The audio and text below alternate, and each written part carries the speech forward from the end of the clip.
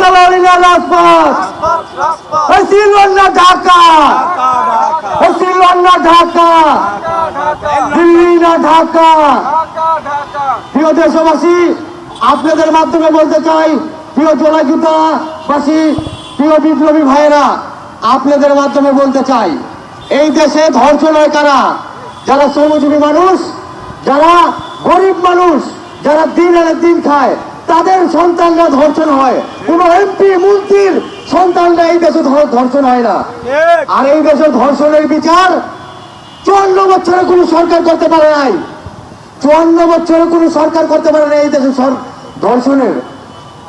জুলাই আন্দোলনের টাইমে আমাদের মা বোনেরা তুমুল ভূমিকা পালন করছে। তো 5 আগস্টের পরে আমাদের মায়ের বাংলাদেশের ভিতরে ধর্ষণ হবে কি জন্য? এই 5 আগস্টের পরে আমার বোন কি জন্য ধর্ষণ হবে? আর এই ধর্ষণ হলে ওই মেডিকেলে নিলে ওই মেডিকেল, ওই ডাক্তার, তারা মনে করেন সিন্ডিকেট করে, তারা মনে করেন ই করে এই ধর্ষণকারীকে তারাই মানে ওই চাঁদাবাজের বিরুদ্ধে কথা বলে, সন্ত্রাসের বিরুদ্ধে কথা বলে। আমার একটা কথা হলো, ধর্ষণের বিচার এই বাংলাদেশে হবে না কি জন্য? এই দেশে খুনের বিচার হয় না। 54 বছর খুনের বিচার করতে পারে না এই দেশ। এই রাষ্ট্র খুনের বিচার করতে পারে না। এই রাষ্ট্রের কোন সরকারি জনগণের পক্ষে কথা বলে না, চাঁদাবাজের বিরুদ্ধে কথা বলে, সন্ত্রাসের বিরুদ্ধে কথা বলে, দখলবাড়িদের বিরুদ্ধে কথা বলে। 5 আগস্টের পরে দুনিয়ার জায়গা, সাধারণ জনগণের জায়গা দখল করছে কারা? এদিকে সরকার ছিলেন, সরকার কি এদিকে পুলিশ দিয়ে ই করতে পারে না?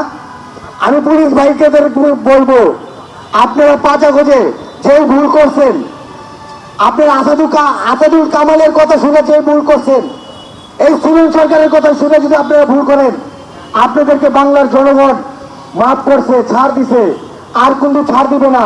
এই পুলিশের নাম আবার যদি এই পুলিশ যদি এই বাংলাদেশের জনগণের সাথে প্রতারণা করা হয়, এই পুলিশের নাম চেঞ্জ করে দেবো আমরা। এই পুলিশের নাম রাখবো না। আমাদের দেশে সবচেয়ে বেশি পুলিশের গুরুত্বপূর্ণ বেশি থাকতে হবে।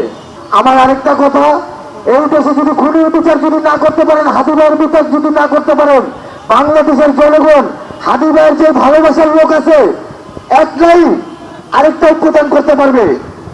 কোন বিএনপি লাগবে না, কোন জামাত লাগবে না, কোন এনসিপি লাগবে না। হাদি ভাইয়ের ভালোবাসার লোকে একটাই ঐক্যদান করতে পারবো। ইনকলাব জিন্দাবাদ, ইনকলাব জিন্দাবাদ।